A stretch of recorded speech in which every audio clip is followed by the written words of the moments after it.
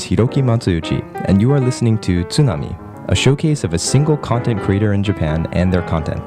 This is episode number 1. And today, we are featuring a longtime resident of Japan, Mr. Ed Chmura, the host of the Japan Talk podcast, the Japundit blog, and its corresponding channel on YouTube. But before we go into all of that, I'd like to take just a few moments to quickly introduce the show and tell you a bit about what I'm going for with this thing. So there's a lot of really great content out there that is well worth the listen, the view, the read, or of course however else you consume it. And I'd like to share as much of that content with as many people as possible. So each week, I'll be showcasing a new content creator and giving you a little taste of their stuff. Rather than just tell you how cool these guys are, guys and gals, I'm going to show you. So after you listen to this podcast or watch this podcast, be sure to visit their sites, take a look at their videos, download their podcasts, or do whatever it is to get your hands on this great content. Also, if you have any suggestions for future content creators to be featured on the show, shoot us an email over at tsunami@11.fm. You can even have your own stuff featured on the show. Anyway, getting back to our first content creator, today I'd like to talk just a little bit about 3 different projects that Ed Chmura is currently working on. The first of the 3 is a long-time running audio podcast called the Japan Talk Podcast. This is one of the first episodes of the Japan Talk Podcast recorded back in September of 2006. He's definitely been at it for quite a while. Let's take a listen.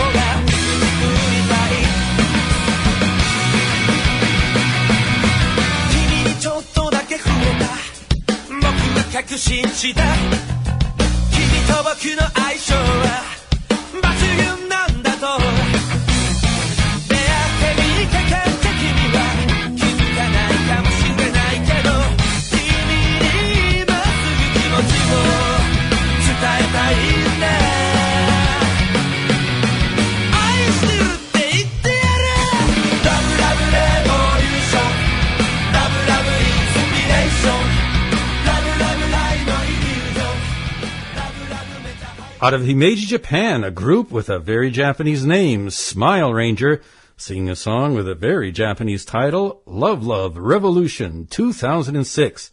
A little something we picked up at MF247, the Japanese PodSafe music site, over at www.mf247.jp. Hey, welcome everyone to another exciting episode of the internationally acclaimed Japan Talk podcast. As usual, we're coming at you almost live from high up in the verdant hills of the northern Kanto Plain, 100 miles north of Tokyo, in beautiful Tochigi Prefecture. And where I am very, very happy to announce that I've got my big jobs finished. We finished them up right around Friday at noon, sent them off, turned off the computer, and took a half day off. Went out and got a haircut and did a lot of other things that I've been putting off for the 3 weeks that it took me to do the 2 jobs. Well, the biggest news in Japan this week, and still going on right now, was the birth of a baby boy into the imperial family. Yes, Princess Kiko, finally, I don't want to promote her or anything like that, but she had a baby, and it was a boy. And as we predicted, the Japundit experts here predicted about 7 months ago, it was a boy, and those people in Japan who pay attention to that kind of thing are rejoicing. Marie Mockett came back from a long hiatus there to write a story on it. And as she said, it was an unsurprising birth. I mean, luckily it was a safe delivery. Congratulations to the mother and all that. And but Princess Masako and the Crown Prince are overseas, trying to duck the whole issue. We had a couple of articles up on Japundit covering this story. One was by Tokyoid, and he's as he mentions, I have to agree with this.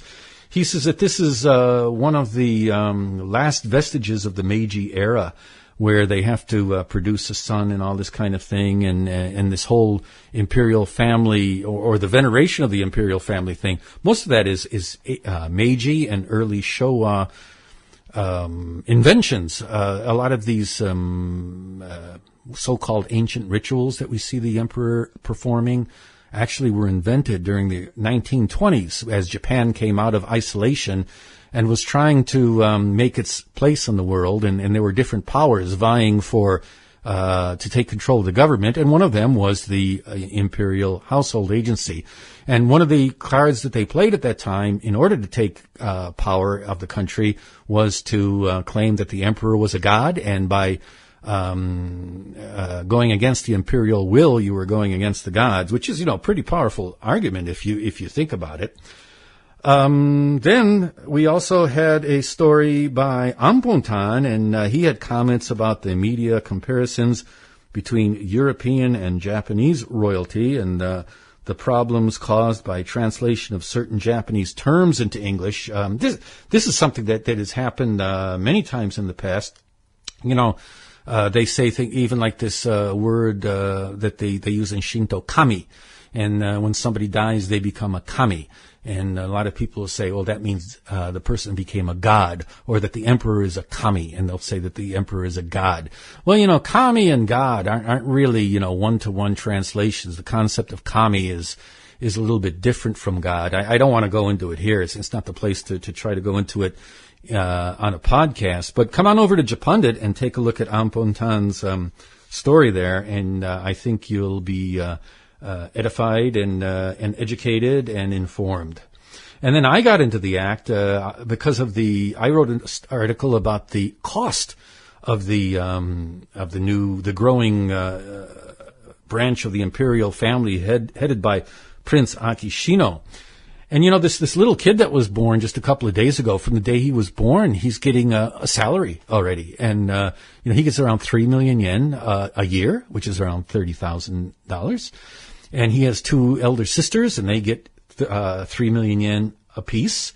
So then the mother of the family gets around 15 million, and then the prince gets around 30 million. So these people are getting around 55 million, around $550,000 a year, just for being royalty. This money is supposedly used for their personal use and to maintain their royal dignity. But of course, this sum is absolutely nothing compared to what the crown prince makes. And he makes millions and millions of dollars a year just for being the crown prince. And if this young boy goes on to become the crown prince, he will also become quite rich. And, of course, the emperor makes a ton of money too.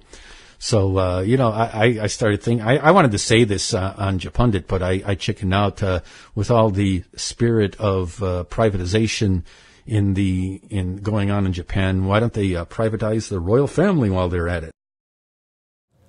Moving on to another project of his, we're shifting away from audio podcasting and jumping to YouTube. Although Ed is a relative newcomer to the world of YouTube, his videos certainly make him seem like a veteran. In addition to a wide variety of videos on many different topics, Ed also has been recording the opening monologues to recent episodes of the Japan Talk podcast, so the audio podcast now has a video component. So let's take a quick look at the opening monologue to episode 172 from December 18th, 2010. Well, here we are, only one more week until Christmas, and after that, only one more week left in 2010, and then we're on into 2011, 2010 gone forever. And I don't know how your week was this year or how your year was, but for me, the last few months, and especially the last few weeks, have been a real gas. Last week, I went down to Kobe for the big meetup of content creators and consumers, and I'll tell you what, it was so very, very much worth the trip. I had one of the best times I've had in a long time. To tell you the truth, it was my first ever creator meetup like that I've ever gone to. I never went to one as a blogger, But old Hiroki and Andrew of Bad Communication seemed so enthusiastic about putting this together. I just had to go this time, and it was well worth the trip. As I said, I was able to meet so many great people, all of them for the first time, but still there were many people there who I felt like I've known for a long time via podcasts and websites and YouTube. And if you haven't seen it yet, I put a video of the party up on the Japundit YouTube channel. So please be sure to come on over and check it out. One more final time, I'd like to send out a really big thanks to Hiroki and Andrew over at Bad Communication for putting it all together. And, you better be sure to check out the Bad Communication podcast /vidcast, because Hiroki and Andrew are really hitting their stride over there for the recently. And each new weekly episode is better than the last one. And I'm sure looking for really good, big stuff for them in the future. Come on over to the japantalk.org website and check our show notes, and we'll have a link to Bad Communication and other information that you may find of interest. His last project that I'd like to talk about is a spin-off show to the Japan Talk podcast called In the Annex. In this show, Ed steps aside and lets his good friend Mr. Sisop take the reins. Although the first series is a tutorial about building a computer-based home media center in Japan, it's really anyone's guess as to where the show will go from here. We'll take just a brief listen to episode number 4 of In the Annex, dated December 22nd, 2010. I'm scanning all frequencies.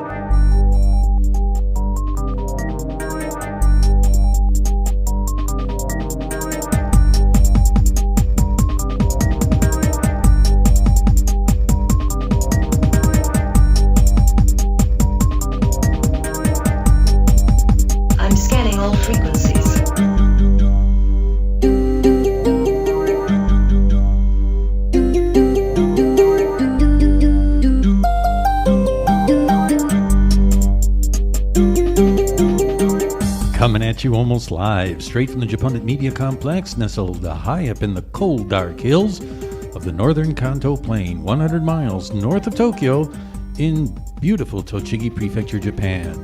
Welcome to Japan Talk, show number 173 in the Annex for Wednesday, December 22nd, 2010.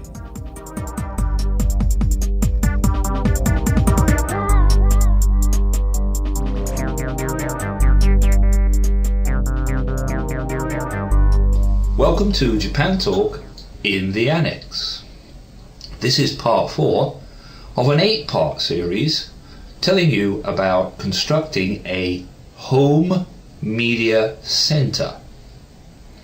In the preceding 3 podcasts, we've laid the groundwork about some parts of the hardware you're going to need, telling you something about the type of media that you should be collecting into your media center. But today's going to be a 1-part, 1-subject conversation about the TV. Now, TV in Japan is a little, shall we say, mundane, would be a good word to use. So maybe many of you are not interested in particularly recording and saving Japanese TV programs. Although I would recommend them from a point of view if you're studying Japanese, they certainly can provide a wide range of Japanese study purposes. However, actually, don't forget Japanese TV is on 24 hours a day, and there are some pretty good programs on a wide variety of channels. They just don't get as much attention as the golden time from 6 p.m. until about 11 p.m. As a longtime resident of Japan, Ed has a vast knowledge of all things Japanese. He's lived all over the country and has enough experience to fill volumes. His content reflects his knowledge of Japan, but it also reflects his unique personality. His stuff is always changing and never gets boring or repetitive. If you're into Japan, his stuff is certainly not to be missed. It's a must listen to, must view, must read. And that's it. So thank you all for watching or listening to episode 1 of Tsunami. Please get in touch with us with any comments, questions, or suggestions for future content creators to be featured on the show. But for now, I am Hiroki Matsuuchi, leaving you with a few final words of wisdom from Ed. See you next week.